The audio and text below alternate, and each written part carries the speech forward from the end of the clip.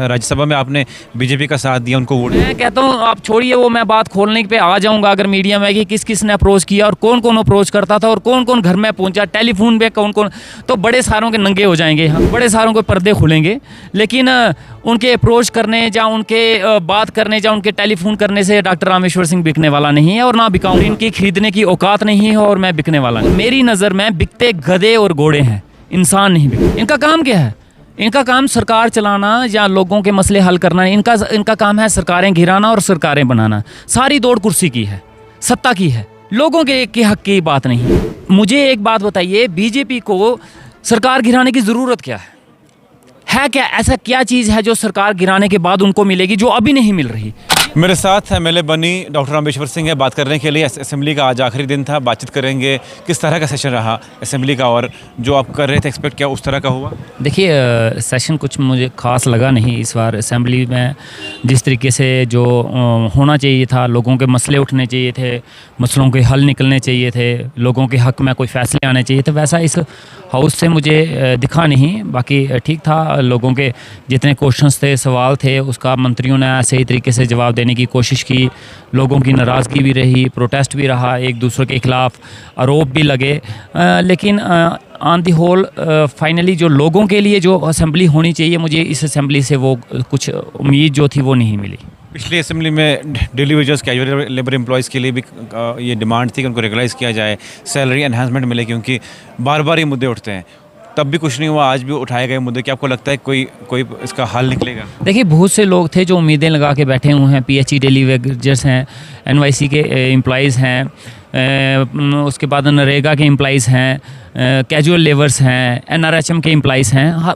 काफ़ी लोग हैं जो इस चीज़ की उम्मीदें लगा के बैठे हुए हैं। लेकिन और हमारे अनएम्प्लॉयड यूथ हैं, नई रिक्रूटमेंट्स की बात कर रहे हैं, कोई ट्रांसफ़र पॉलिसीज़ की बात कर रहे हैं, फ्लड विक्टम्स हैं जो उम्मीद लगा के बैठे हैं कि हमें कुछ ना कुछ पैकेज मिलेगा, लैंड अलॉट होगी। बड़े सारे मुद्दे हैं जिसके लिए लोगों की नज़रें थी इस हाउस के ऊपर कि इस हाउस से कुछ ना कुछ निकलेगा, लेकिन वैसा कुछ हुआ नहीं है। मुझे काफ़ी निराशा है इस असेंबली से, इस सेशन से। जिस तरीके से कि ये असेंबली चलनी चाहिए उसी चली नहीं, लेकिन उम्मीद करता हूँ आगे आने वाली असेंबली जो जम्मू में होगी उसमें कुछ ना कुछ लोगों को मिलेगा जो जिनकी उम्मीद है। देखिए हम लोग चुन के यहाँ इसीलिए लोगों को ने भेजा है कि हम यहाँ पे लोगों की बात करें, और मैक्सिमम टाइम यहाँ लोग अपने पर्सनल झगड़ों में अपने एक ही झगड़े पे इतना लंबा खींच लेते हैं कि सेशन ख़त्म हो जाता है। लेकिन कल आपकी सरकार पे बड़े एलिगेशन लगे, जो आपके डिप्टी सीएम हैं उन पे एलिगेशन लगे पीडब्ल्यूडी में, और कहा जा रहा है कि उन पे जल्द इंक्वायरी की जाएगी। क्या आपको लगता है जो भाजपा एलिगेशन लगा रहे हैं सही है? देखिए मेरी बात सुनिए, एलिगेशन लगाना हर एक का हक है, हम लगा सकते हैं अगर किसी को लगता है कि, लेकिन वो आप देखिए वो एलिगेशन लगाने का तरीका ऐसा था कि पूरा सेशन उसमें ख़त्म कर दिया गया। जिंदाबाद, मुर्दाबाद, ये बात वो बात, अपनी बात रखिए और बात ख़त्म कीजिए। उसमें इतना हंगामा करने की ज़रूरत क्या है? उन हंगामों के बीच में इतने इंपॉर्टेंट क्वेश्चंस थे लोगों के, जिसके हमने मंत्रियों से जवाब लेने थे, बिल्स थे, रेजोल्यूशन थे, सारी की सारी उनकी तू मैं। और वो क्या था, एक मीडिया को कैप्चर करने का प्रोग्राम है। हम बेल में कूदेंगे, कोई आएगा हमें उठा के बाहर फेंकेगा, फिर हम मीडिया के बीच में जाएंगे, हमारे साथ ऐसा हुआ।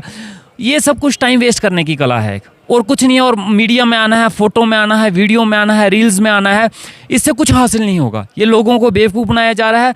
लोगों को दिखाया जाता है कि हम आपके लिए वहाँ पे लड़ रहे हैं, हम आपके लिए गैलरी में कूद रहे हैं हमें उठा के। लेकिन आज की जनता बेवकूफ़ नहीं है, वो सब समझती है कि ये सब कुछ जो है उनके साथ एक धोखा हो रहा है। उनके साथ उनके जो मैंडेट है, जो यहाँ पर दिया गया है, जिस मसलों के लिए भेजा गया है, उनको डाइवर्ट करके, उन इश्यूज़ को डाइवर्ट करके कहीं और मुद्दों को ले जाके टाइम वेस्ट किया जा रहा है। और ये फालतू की बेकार सियासत है जिससे ना तो पब्लिक को फ़ायदा होने वाला है और ना सरकार को फ़ायदा होने वाला है। बीजेपी के एक एमएलए ये क्लेम कर रहे हैं कि एनसी के 8 लोग बीजेपी के साथ बातचीत में हैं और जल्द सरकार गिर सकती है। देखिए जिन्होंने एलिगेशन लगाया है पहले उनसे पूछिए कि वो कौन लोग हैं, और एनसी से जवाब लीजिए कि आपके एमएलए क्या कर रहे हैं। मैं तो ना तो एनसी का जवाब दे हूँ और ना तो बीजेपी का जवाब दे हूँ। और ये खरीदने, और मैंने पहले भी कहा, ये खरीदने और बेचने का सौदा पहले भी सरकारें करती रही हैं, पहले भी पार्टियां करती रही हैं, पहले भी ये लोगों के बीच में चल रहा है और ये धंधा आज भी चल रहा है। लेकिन आप पे एलिगेशन लग रहे हैं कि राज्यसभा में आपने बीजेपी का साथ दिया, उनको वोट दिया आपने। देखिए मैं बोल रहा हूँ, वोट देना मेरा हक है, मेरा अधिकार है, मैं किसी को भी दे सकता हूँ। लेकिन क्यों कोई ये बोले कि मैं पैसे दे के या बिका हूँ, तो ये उनकी अपनी सोच है, क्योंकि वो खुद बिकाऊ हैं।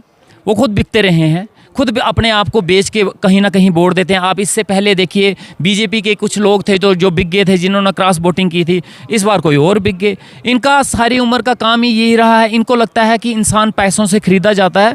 जो अप्रोच सुनिए, अप्रोच बिल्कुल किया, बिल्कुल मैं कहता हूँ, आप छोड़िए वो, मैं बात खोलने पे आ जाऊँगा अगर मीडिया में कि किस किस ने अप्रोच किया और कौन कौन अप्रोच करता था और कौन कौन घर में पहुँचा, टेलीफोन पे कौन कौन, तो बड़े सारों के नंगे हो जाएंगे यहाँ पे, बड़े सारों के पर्दे खुलेंगे। लेकिन उनके अप्रोच करने या उनके बात करने या उनके टेलीफोन करने से डॉक्टर रामेश्वर सिंह बिकने वाला नहीं है और ना बिकाऊँ। हाँ, और मेरी नज़र में बिकते गधे और घोड़े हैं, इंसान नहीं बिकते। और मैं इंसानों की कैटेगरी में आता हूँ और इनकी खरीदने की औकात नहीं है और मैं बिकने वाला नहीं हूँ। एलओपी सुनील शर्मा ने ये क्लेम किया है कि जल्द 3-4 महीने में सरकार गिर सकती है क्योंकि सरकार सही नहीं चल रही, अपने ही एमएलए इनके खिलाफ है। परसों मियां मेहर ने कहा कि जो एलजे का रूल था वो सही था, जो मंत्री बने उनके रूल में हमें तंग किया जा रहा है। किस तरह देखते हैं? देखिए, वो गिराना चाहते हैं तो गिरा ले, गिराएं सरकार। इनका काम क्या है? इनका काम सरकार चलाना या लोगों के मसले हल करना। इनका काम है सरकारें गिराना और सरकारें बनाना। सारी दौड़ कुर्सी की है, सत्ता की है, लोगों के हक की बात नहीं है। मुझे एक बात बताइए, बीजेपी को सरकार गिराने की ज़रूरत क्या है क्या? ऐसा क्या चीज़ है जो सरकार गिराने के बाद उनको मिलेगी जो अभी नहीं मिल रही? केंद्र में उनकी सरकार है, यूटी सेंटर के अंडर आता है, सारी पावरें तो उनके पास है। सिर्फ क्या है, कुर्सी के लिए सरकार गिरानी है? कुर्सी की भूख है जो मिट नहीं रही है, और जो कुर्सी लेने के बाद ही भूख मिटेगी। लोगों के काम करवाने की अगर आपकी मंशा है तो आप अभी भी करवा सकते हैं। एमपी आपके हैं, प्रधानमंत्री आपके हैं, होम मिनिस्टर आपके हैं, पूरा हिंदुस्तान आपका है। आप करवाना चाहो तो करवा सकते हैं, लेकिन कुर्सी ही लेनी है, सरकारें गिरानी है, मुझे कुर्सी चाहिए। मतलब कि सारी दौड़ कुर्सी की है ना, सारी लड़ाई कुर्सी की है। इसलिए जनाब कुछ नहीं है, मैं आज भी आपको बोल रहा हूँ, लड़ाई कुर्सी की है। सरकारें गिराई जाएंगी, सरकारें बेची जाएंगी, खरीदी जाएंगी, ये जो धंधा है। लेकिन मैं इन सब के बीच में, सभी ओवरऑल सरकारों, अपोजिशन, इसके बीच में एक आदमी की तारीफ़ करता हूँ जो सही में काम कर रहा है और जो ईमानदार है, वो चीफ मिनिस्टर उमर अब्दुल्ला साहब। लेकिन मैं चाहता हूं उनको टाइम दिया जाए, उनको काम करने दिया जाना चाहिए। उनकी सरकार गिरा के आप बना लोगे तो आप क्या तीर मार लोगे, आप क्या कर लोगे? अब लोग उनसे नाखुश, उन्होंने कहा था कि जब सरकार आएगी तो जो मीटर से उखाड़ देंगे। अब वो कहते हैं प्राइवेट मीटर, वो जो प्रीपेड मीटर है वो लगनी चाहिए। देखिए वो क्यों इस चीज़ को बोल रहे हैं और क्या रीज़न है, इसके लिए सीएम साहब अच्छा रिप्लाई दे सकते हैं। वो उनकी पॉलिसी है, उनका रिप्लाई वो सीएम साहब से आप ले सकते हैं। जहाँ तक मुझे लगता है कि सरकार को अगर लोगों ने मैंडेट दिया है, लोगों ने उनको चुन के भेजा है, तो 5 साल के लिए चुन के भेजा है, ना कि 1 साल के लिए भेजा है। यही हिसाब अगर हम 10 साल का लेने लगें तो उनकी बुरी हालत है, बुरी, इतनी खस्ता हालत है। इस 10 साल में मैं स्पेशली जम्मू की बात करूं तो एक भी पैकेज स्पेशली जम्मू के लिए नहीं आया। ना तो रोज़गार का आया, ना तो किसी को परमानेंट करने का आया, और ना तो जम्मू को डेवलप करने का आया। जो कुछ आया श्रीनगर के लिए आया। ट्रेन गई तो श्रीनगर के लिए गई, रिंग रोड बना तो श्रीनगर के लिए बना, G20 सम्मेलन हुआ तो श्रीनगर में हुआ, बड़े बड़े फेस्टिवल हुए तो श्रीनगर में हुए।